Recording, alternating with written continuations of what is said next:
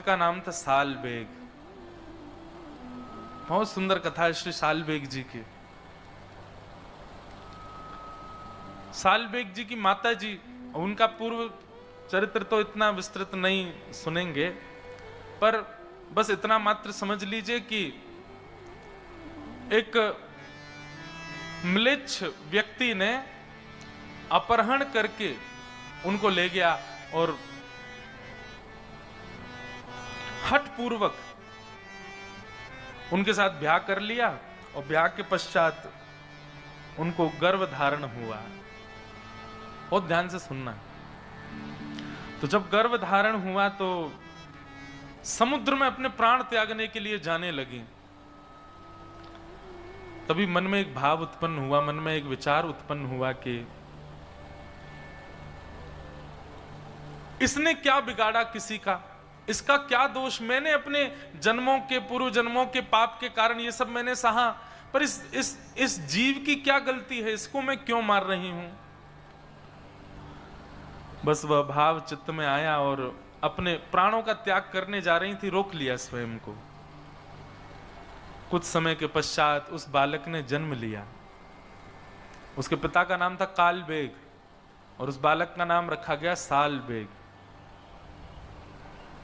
साल बेग बचपन से ही अपनी मां के पास, मां के प्रति ज्यादा आकर्षण था, मां के साथ रहते थे और मां उनको श्री जगन्नाथ जी की सुंदर सुंदर कथा सुनाती थी। दर्शन करने कभी नहीं गया, कोसों दूर गांव में रहता है साल बेग, लेकिन रात्रि में सोते समय भी मां पूछती कि सोता नहीं साल बेग, तो उनको जगन्नाथ जी की कथा सुनाती।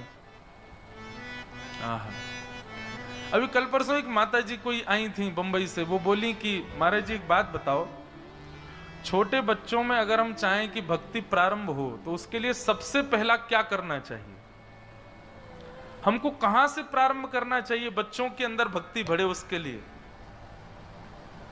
सबसे पहले उनको मातृ पितृ चरण भक्त बनाओ। जो बालक मातृ पितृ चरण भक्त नहीं बना है वो कभी ठाकुर जी का भक्त बन ही नहीं सकता, ये बात निश्चित है। जिसने अपनी मैया में रखुमाई और श्री पिताजी में विट्ठल का दर्शन नहीं किया होगा उसको कभी ठाकुर जी का अनुभव नहीं हो सकता। अब आप लोग लगे हैं बच्चों को गायत्री याद कराने में, बच्चों को हनुमान चालीसा याद कराने में, बच्चों को बैठा रहे जबरदस्ती आसन पर, रो रहा है बेचारा, चीख रहा है मुझे नहीं करनी पूजा, नहीं करेगा कैसे नहीं, बैठ यहां पे, ऐसे नहीं होगा काम। क्या करो, पूरे दिन बच्चे पढ़ते हैं, खेलते हैं, कूदते, जो भी करते हैं, शाम को जब फ्री हो जाए तो उसको सुनो कमरे में आओ, कमरे में आ जा, चल अब पैर दबा मेरे, थोड़ी सेवा कर, चरण दबाओ, अपने पैर दबाओ, बच्चों को सिखाओ। रात्रि में सोने जाए ही ना बालक बिना माता पिता के चरण दबाए, पहले उनके चरण सेवा करे। सुबह उठते ही उसको सिखाइए, ठाकुर जी को प्रणाम बाद में करना, पहले हमको प्रणाम करो आके, जय श्री कृष्ण बोला करो। उठते ही माता पिता को दंडवत प्रणाम करे बालक, स्कूल जाते समय प्रणाम करे, स्कूल से आते समय प्रणाम करे। हमारे घर में तो महाराज जी ऐसा नियम कि जितनी बार बाहर जाएं घर से उतनी बार जय श्री कृष्ण बोल के जाएं, और जितनी बार घर लौट के हम एक ही दिन में चाहे 10 बार जाएं, 10 बार जय श्री कृष्ण बोलना है, प्रणाम करो। सबसे पहली ये स्थिति है बालकों के अंदर, अगर आपको ठाकुर जी के प्रति प्रेम उत्पन्न कराना है तो सबसे पहले अपनी चरण सेवा उनसे करवाओ। बालकों को सबसे पहले अपना दास बनाओ, और बालक दास तब बनेंगे जब बालक छोटे थे तब आपने उनकी खूब सेवा करी हो। आजकल तो माताएं एक सेवा करने वाली अलग से रखती हैं बालकों के लिए, वही सेवा करती है बच्चों की। भैया देखो, छोटे बालक जो हैं वो कृष्ण स्वरूप हैं, बाल मुकुंद हैं, उनकी मैया को सेवा करनी चाहिए। 2-3-4 साल बस सेवा करो, 2-3-4 साल बच्चों को संभाल लो, उसके बाद तो फिर बच्चे आपको संभालेंगे। अब माँ ने संभाला ही नहीं बच्चे को, इसको संभालने में लग गए आजकल सब लोग, बस इसी की संभाल चलती है, ये संभला रहे, ये चार्ज है कि नहीं है, इसमें आ रहा है कि नहीं है। पहले दिन महाराज जी जब आपने नियम बताए, जो जो नियम है, अब नियम तो मेरे थे लेकिन मैंने कहा अकेला क्यों, हम तो डूबेंगे सनम, तुमको भी ले डूबेंगे, तो हमारे संग जितने आए हमने सबको वो नियम बताए, मैंने तुम सब भी करो। आप लोगों का जप का, स्पर्श का और मौन का नहीं है। बाकी मैंने कहा वस्त्र मेरी तरह पहनो, त्रिकाल मेरे संग नहाना पड़ेगा, सब करवाए। सब नियमों से कोई दिक्कत नहीं हुई किसी को। महाराज जी यहाँ नेटवर्क नहीं आ रहे हैं, फोन नहीं चल रहा है, इंटरनेट कैसे चले, फोन ऊपर घुमा घुमा के ढूंढ रहे हैं। आजकल व्रत करना बहुत आसान है, आजकल निराहार रहना बहुत आसान है, आजकल बिना जल के रहना बहुत आसान है। मैं अपने लिए भी कह रहा हूं, सबके लिए कह रहा हूं, आप लोगों को डांट रहा हूं नहीं। आजकल सब इसके आजकल की माताएं इसी के आश्रित रहती हैं, बच्चे का पालन ही नहीं किया उन्होंने, कैसे अपेक्षा कर सकती हैं कि वो बालक श्रेष्ठ बने। तो सबसे पहले तो बालकों की स्वयं सेवा करो, 3-4 वर्ष के 5 वर्ष के हो जाएं, तब से फिर उनको अपनी सेवा सिखाओ।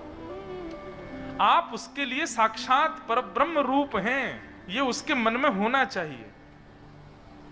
आपकी सेवा करें, आपकी सेवा से ही प्रैक्टिस आ जाएगी उसके अंदर। देखो क्या होता है, ठाकुर जी की भक्ति आपके चाहने से नहीं आती, ठाकुर जी के चाहने से आती है। किसी भी ऑफिस में आप अपने चाहने से नौकरी नहीं लेते हैं, आपको रिज्यूम देना पड़ता है, तब वो देखता है कि इसका एक्सपीरियंस कितना है, और जब पता चला हाँ भाई एक्सपीरियंस अच्छा है तो चलो इसको नौकरी पर रखो। ऐसे ही ठाकुर जी देखते हैं कि भाई माता पिता की चरण सेवा का एक्सपीरियंस है तो मेरी चरण सेवा प्राप्त होगी। और जिसने मातृपितृ चरण सेवा नहीं करी, ठाकुर जी कहेंगे अरे बड़े कोमल चरण है, ऐसे थोड़ी दे दूंगा या के हाथ में। और आप तो महाराष्ट्र के लोग हैं, यहां तो श्री पुंडलीक के भाव, उसके पास कोई जप नहीं है, कोई तप नहीं है, कोई नियम नहीं है, कोई अनुष्ठान नहीं है। पुंडलीक के पास जप तप नियम अनुष्ठानों के भी पिताजी हैं उसके पास, क्या मातृ पितृ चरण, उन्हीं की सेवा में रहता है। और उसी सेवा का प्रभाव हमारे द्वारिकाधीश, हमारे नंद नंदन, हमारे ब्रजोर चंदन ईंट के ऊपर खड़े हैं, आज तक खड़े हैं। कोई जप से प्रकट नहीं हुए, कोई अनुष्ठान, कोई बहुत बड़े यज्ञ से पुंडलीक भगवान प्रकट नहीं हुए वहां पर, केवल और केवल माता पिता चरण सेवा से प्रकट हो गए। तो जिन लोगों का ये भाव है कि बच्चों को प्रारंभ कहां से कराया जाए कि वो भक्त बने, अपनी सेवा सिखाओ, मातृ पितृ चरण सेवा करे बालक। प्रेमी तो बहुत देखे बच्चे, प्रेम बहुत करते, माता पिता गले लगे रहेंगे, ऊपर चढ़े रहेंगे, ऐसे नहीं। सेवक दासत्व में रहें, बालक चरण सेवा करें, वही बालक बनते हैं। तो साल बेग एक म्लेच्छ, माता जी तो उनकी ब्राह्मणी थी पर पिताजी उनके म्लेच्छ थे। हठ पूर्वक उनका वरण करके और फिर बालक का जन्म हुआ। साल बेग बचपन से ही कोई भी बात होती जो जगन्नाथ जी के बारे में उनकी माता जी सुनाती रहती। जगन्नाथ जी के ऐसे बड़े बड़े नेत्र हैं, तेरे को पता है ऐसे बड़े नेत्र क्यों उनके? साल बेग कहता क्यों? बोले इतनी भीड़ होती है मंदिर में, सब लोग उनको देखें नहीं देखें, इसलिए ठाकुर जी के बड़े बड़े नेत्र हैं। बोले तुम मुझे मत देख पाओ, मैं तो तुम सबको देख रहा हूं। सालबेग कथा सुनता, पर जैसे जैसे थोड़ी आयु बढ़ने लगी, सालबेग अब कहता माँ आप केवल कथा सुनाती हो, मुझे जगन्नाथ जी से मिलाओगी कब? मैं जगन्नाथ जी के पास जाऊंगा कब? इस प्रश्न का कोई उत्तर नहीं था मां के पास। कैसे जाएं? पिता बड़ा निष्ठुर है, मारेगा, हत्या कर देगा दोनों की। लेकिन सालबेग को कुछ कहती नहीं। एक दिन सालबेग अपनी मां के साथ छत पर बैठे थे और तभी गांव के लोग भर भर के सामान बैलगाड़ियों में और जा रहे थे। सालबेग ने पूछा मां ये सब लोग कहां जा रहे हैं? मां ने कहा अरे सुंदर तिथि आ रही है, श्री जगन्नाथ जी, बलभद्र जी, सुभद्रा जी तीनों रथ में आरूढ़ होंगे और श्री मंदिर से चल करके वह रथ 2-3 दिन का समय लगा करके और फिर गुंडीचा पहुंचेगा। ठाकुर जी पूरे विश्व के जगन्नाथ है ना, सबको दर्शन देने के लिए बाहर आते हैं। ऐसे उछल उछल करके ठाकुर जी सीढ़ियों से नीचे आते हैं, पंडाओं के कंधे पर हाथ रख करके, और भगवान फिर रथ में विराजमान होते हैं। इतने लोग खींचते हैं, लाखों की तादाद में भीड़ जाती है। सब बातें मैया बताने लगी। बोले वहीं सब दर्शन करने जा रहे हैं। साल्वेग पीछे पड़ गया, बोले माँ मुझे भी जाना है, मुझे भी जाना है, मैं देखना चाहता हूं वो कैसे, आपने सब कुछ बताया मुझे, उनकी रसोई कैसे बनती, उनका श्रृंगार कैसे होता, उनकी आराधना कैसे होती, उनका मंदिर कैसा है। अरे मुझे तो ये भी पता जगन्नाथपुरी में कौन कौन सी गलियां, आपने सब मुझे बताया, पर मैं प्रत्यक्ष नहीं देख पाया हूं मां, मुझे देखना है उनको।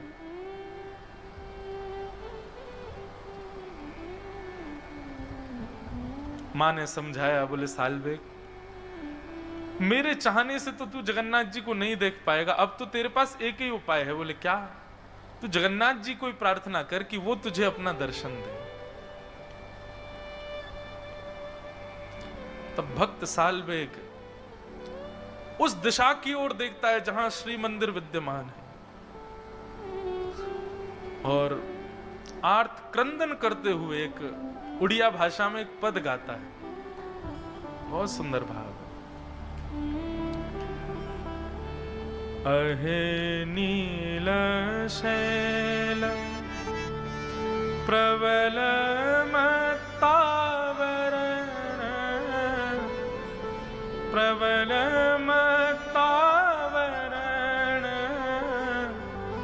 मुआरत नलनी बनकु कर धनन।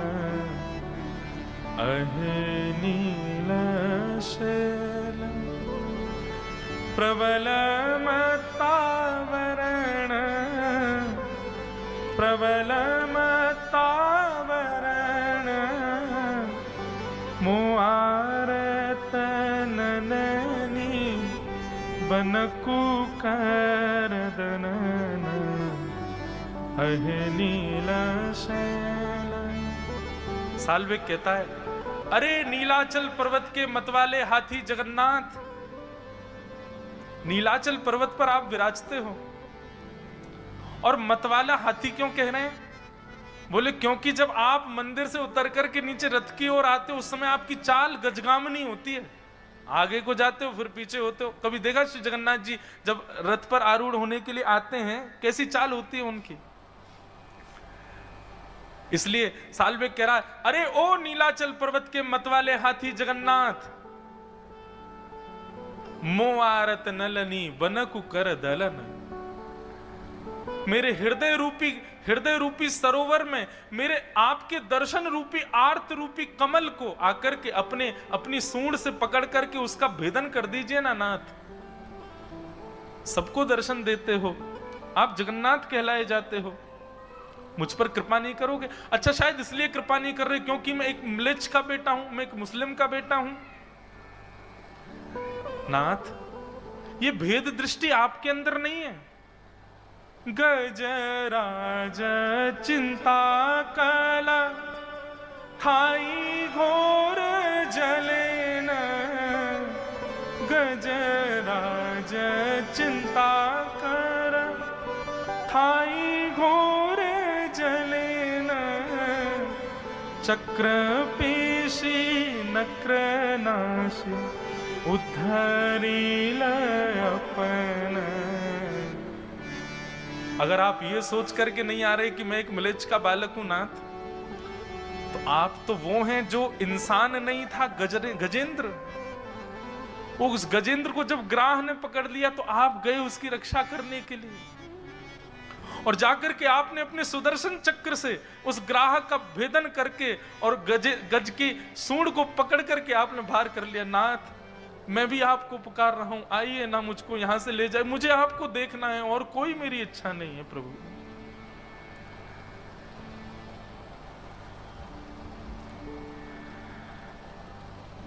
कहे साल्वेग हीन जाति यवन, कहे साल्वेग हीन जाति यवन, श्रीरंग चरण तल कर शनि जनन।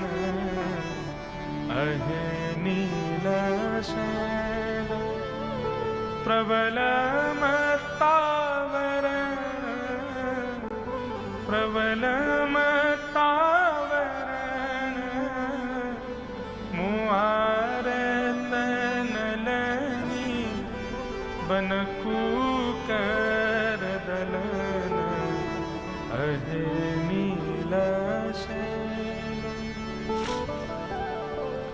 सालबेग तो अपने घर की छत पर खड़ा खड़ा गा रहा है, जिस दिशा में जगन्नाथपुरी है उस दिशा में देख करके गा रहा है। श्री जगन्नाथ जी सबसे ज्यादा प्रसन्न होते हैं 365 दिन में, उस दिन जिस दिन वो रथ पर विराजमान होते हैं। ठाकुर जी को बहुत सुख मिलता है उस दिन। जिन लोगों को मंदिर में प्रवेश तक वर्जित है, उन लोगों को दर्शन देने ठाकुर जी आ जाते हैं बाहर। पर ब्रह्म परमात्मा जगदीश्वर जगन्नाथ पूरे ब्रह्मांड के नायक कितने सरल सहजता में आ जाते हैं सबको दर्शन देने। लेकिन आज जगन्नाथ जी प्रसन्न नहीं है। बलभद्र जी का रथ चल दिया,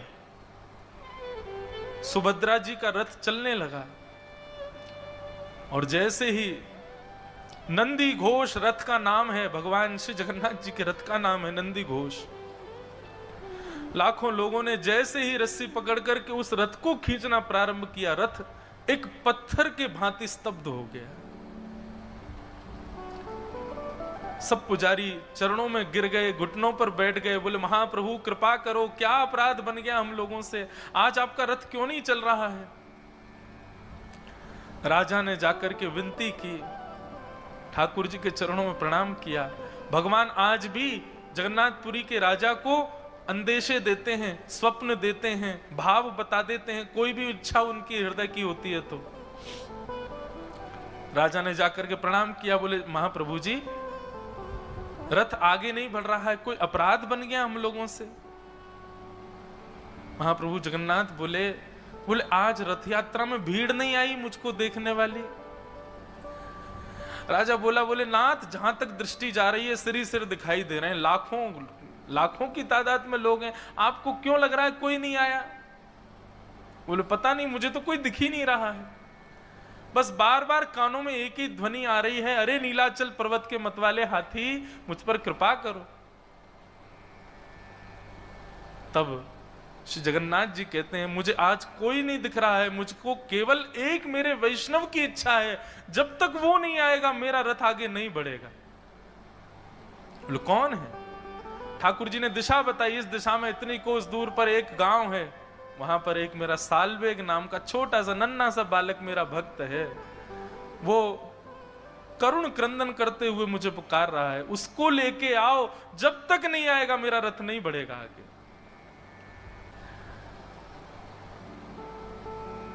हुए मुझे पुकार रहा है, उसको लेके आओ, जब तक नहीं आएगा मेरा रथ नहीं बढ़ेगा आगे।